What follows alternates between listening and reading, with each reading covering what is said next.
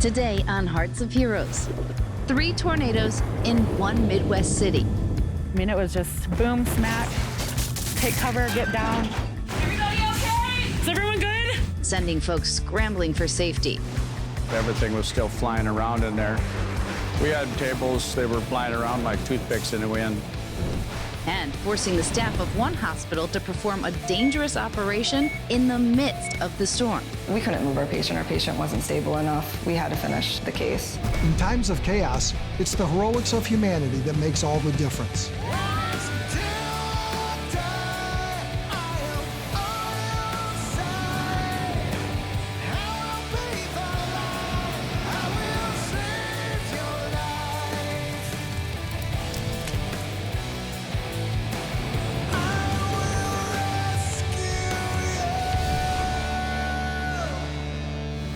In medical emergencies, doctors and nurses are trained to react. But imagine being inside an operating room when a tornado strikes. That is exactly the scenario our heroes find themselves in one Midwest hospital where they had to make some true life or death decisions. Located on the southeast corner of the state, Sioux Falls is the most populous city in South Dakota. The city took its name from the gorgeous cascading falls of the Big Sioux River. It's a favorite spot for hikers, joggers, and cyclists. There's definitely a lot of things for families to do. We have mini parks. We also have a excellent 26-mile bike trail that you can walk. It's a pretty mellow town. There's a lot to do, but it's a lot calmer than a lot of big cities are. Everyone here is really friendly and nice. Being in the Northern Plains, Sioux Falls definitely experiences the full spectrum of the seasons. The winter, we get, negative 20s. Summer, we're up in the hundreds at times. Humid, almost all the way year-round. It's definitely very versatile as far as weather. South Dakota does get an average of 36 tornadoes each year, but they don't always hit Sioux Falls directly. I've lived here my whole life, and I cannot remember when the last time they said one hit. You get flooding, which goes away day after, 2 days after, but the tornado aspect is new to the most part of it for us, I think. In fact, it had been almost 24 years since a tornado struck the city itself, but that would all change in September of 2019, when Sioux Falls was hit by not just one, but 3 separate twisters.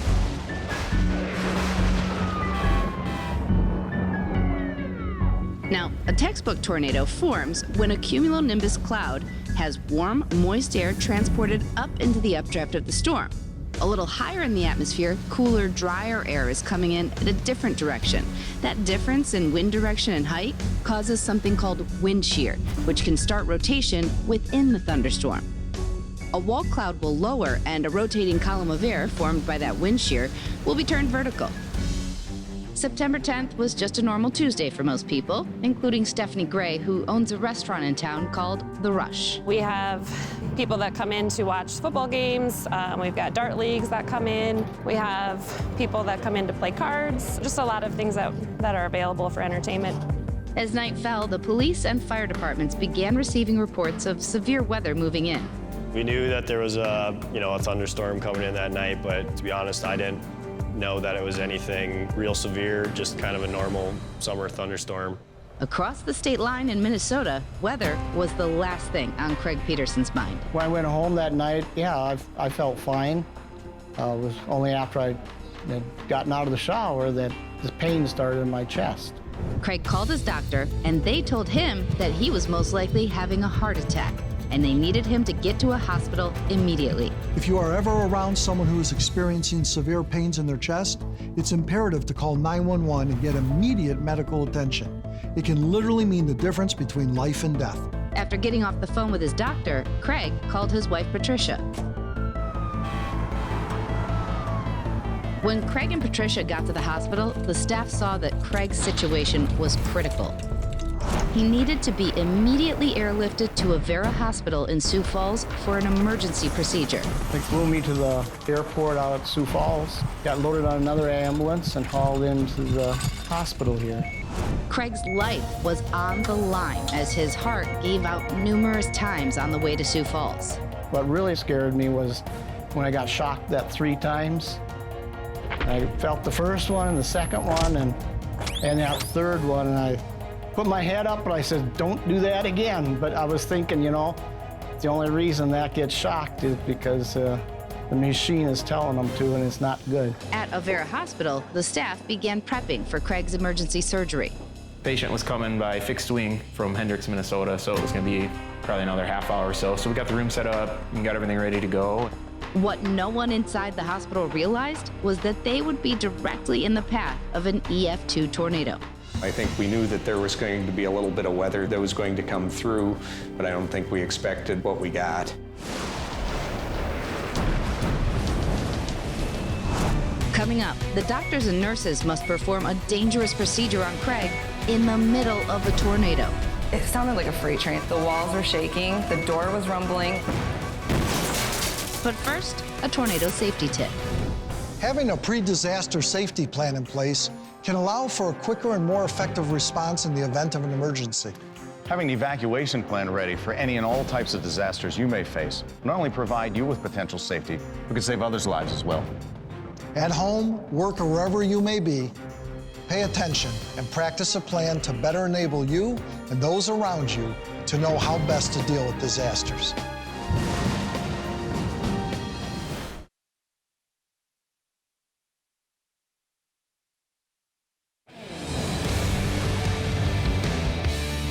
On the evening of September 10th, 2019, a line of severe storms blasted through Sioux Falls, South Dakota.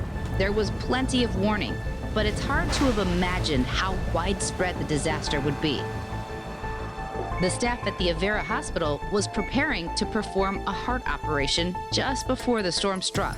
It was a tough case, and kind of in the middle of it, the phone started going off, and the alarm started going off for flooding, and then it was a tornado warning. The monitor person kept letting us know, hey, there's a tornado coming, they're calling a code black. But we were already an hour into our procedure, so once code black came across the intercom, we couldn't move our patient wasn't stable enough. We had to finish the case. Outside the operating room, Craig Peterson's wife, Patricia, anxiously awaited for word about her husband's condition. We found our way to the lobby. Well, we had been watching the TV and knew that there was tornado warnings. Then pretty soon my son says, I think we need to get out of here because the lights are going off and all the monitors and everything were already off. Even though their lives were also in danger, these brave doctors and nurses risked their own safety to save the lives of their patients. While the patients and staff of Avera Hospital braced for impact, there was yet another tornado heading across town. So I always have a TV on that so I can kind of watch the weather. And you could see that it was moving towards Sioux Falls. And then the TVs that we had, they all went blank. I hear some commotion going on, and so I kind of get up and I notice that people are kind of like oohing to the outside, like, ooh, something's going on outside. And we were kind of by the window, and it was about 3 seconds later that it turned from this is a storm to something's going on here. It was boom, smack, something's happening, take cover, get down. We had probably like a 4 or 5 second window there where we figured out that this was a tornado. With only moments to spare, Steve led their customers to the metal walk-in cooler, the safest place in the restaurant. But Carissa was trapped on the other side. I was kind of just in that like take cover mode. I realized there was nothing over my head and I needed to get somewhere a little bit safer. Carissa ducked underneath a countertop just as the tornado hit. The doors flew open and all of a sudden it was just extremely loud wind and the ceiling tiles were kind of banging and started coming down, and I heard things just crashing and blowing and hitting things, and there was just debris flying everywhere. So it was definitely extremely scary. In the back room, Steve was doing everything he could to keep his customers safe. When I got him into the cooler, there wasn't any room for me, so I stayed outside and held the door shut. We had tables, they were flying around like toothpicks in the wind. Steve heroically stayed outside, the building shredded around him. Back at Avera Hospital, doctors and nurses were performing a risky heart operation on Craig Peterson when the twister hit. Lights are flashing, alarms are going off. The walls were shaking, the door was rumbling. And then you could just hear tons of wind and like all the vents getting sucked up. It sounded like a freight train. It was like the end of the world. It was crazy. It was just like a movie, a scene out of a movie, that's all I can say. To make matters worse, Craig's life was hanging in the balance. At one point, right in the midst of that, he did arrest, and so we ended up shocking him. But I don't think we ever really stopped doing what we were doing. The doctors and nurses continued on valiantly. But outside the operating room, the rest of the hospital was hit even harder. Patricia Peterson had been in the lobby when they suddenly had to evacuate. We found her way in the dark out the door that once we got that door open, we were just kind of pushed right into the wall that was on the other side of the hallway. I could see that some people had already gotten glass and they needed to take attention to them. The hospital had suffered major damage. Dr. Ray Allen was the on-call emergency room physician. I walked out in the back hall between the emergency room, and the electric doors weren't working, and there was all this debris and things, and I'm looking down the hall, there was all the dust, and the fire alarms were going off. It looked chaotic. Firefighter Chris Skoglund was out on a call when he heard of a third tornado. This one, I think, kind of caught everybody off guard, and we were out on another call, and the winds came up, and we actually took shelter in the residence basement that we were in because we didn't know how bad it was going to get either. Once the tornado passed, Chris knew his team had a mammoth task ahead. We heard over the radio that the heart hospital had been hit and possibly the roof torn off, so we knew we needed to get there and assess how much damage and how severe it was to see how much help we needed there. Coming up, the people of Sioux Falls face an uncertain future. I just was preparing myself that my house wasn't going to be there. My family was not going to be there when I walked out of this case.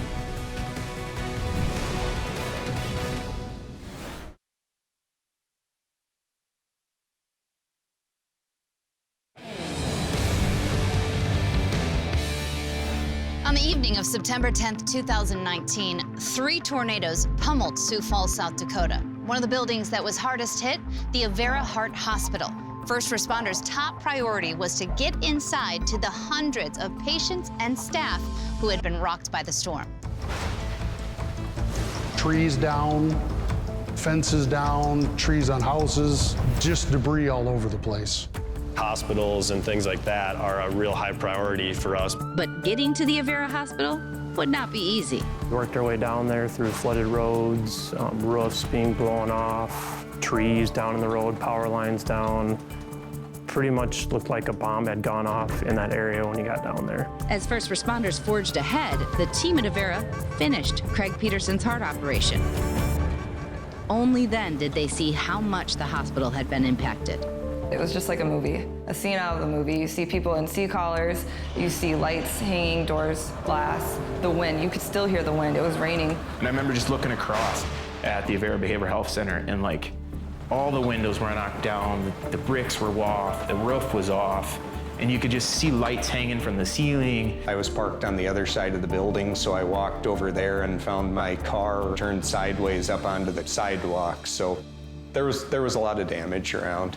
Once they were able to assess the damage, staff started helping out wherever they were needed.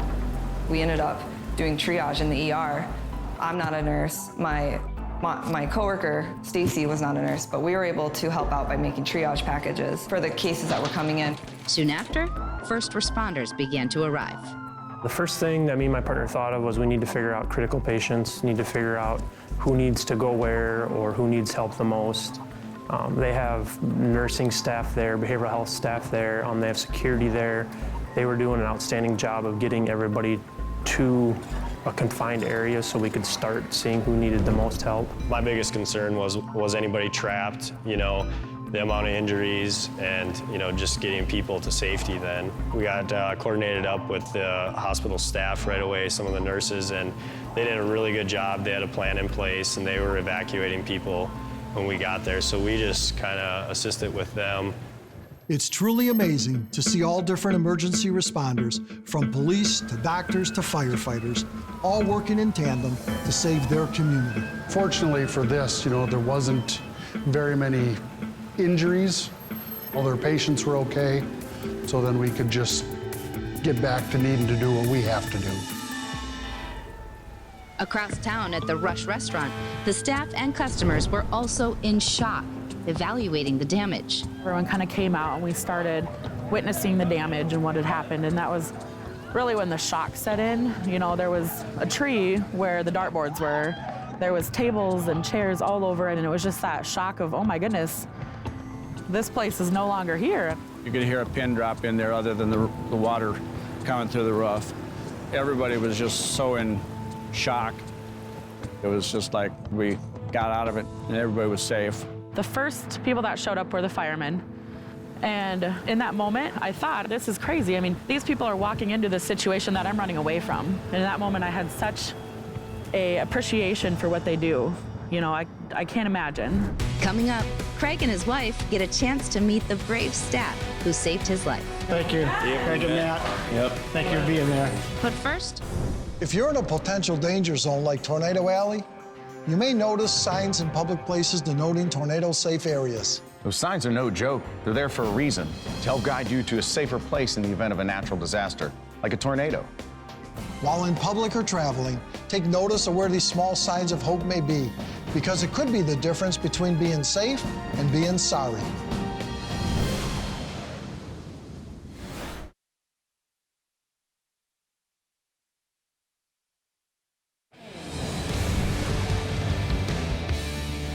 the city of Sioux Falls had just had 3 tornadoes in one night.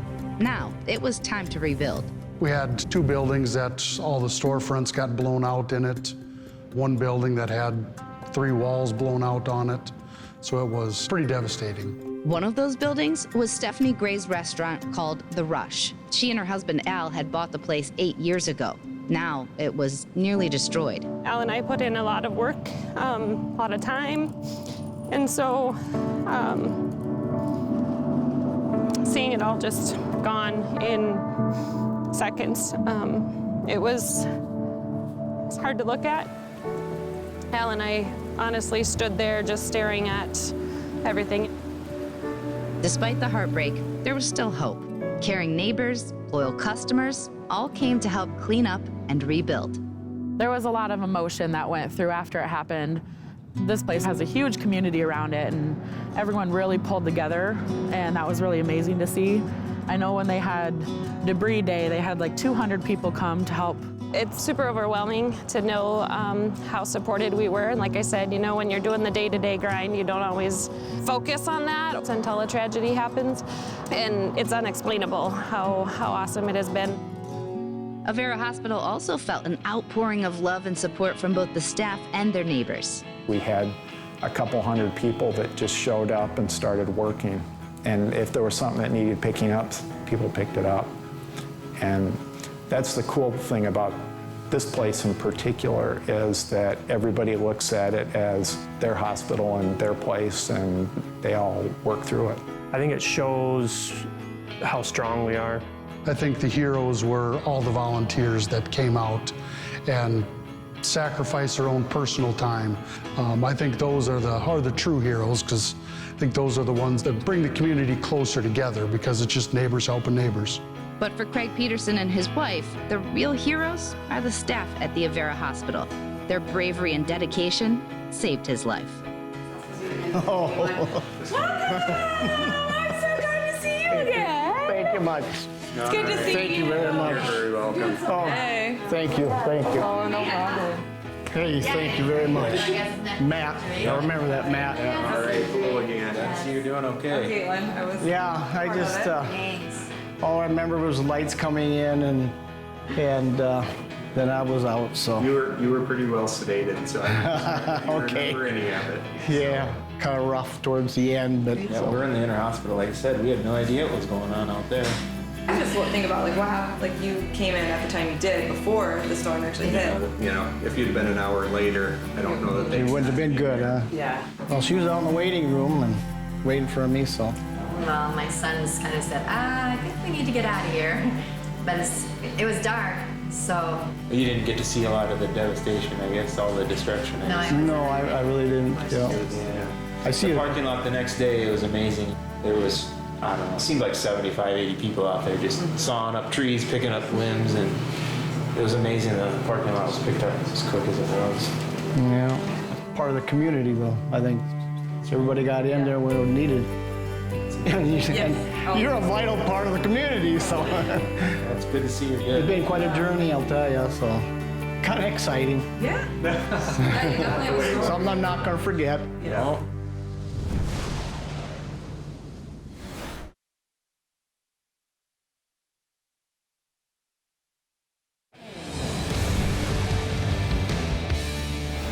There really are so many types of heroes. Sometimes it's a brave firefighter, other times a dedicated doctor or nurse, and sometimes it's just a caring neighbor who happened to be there when needed.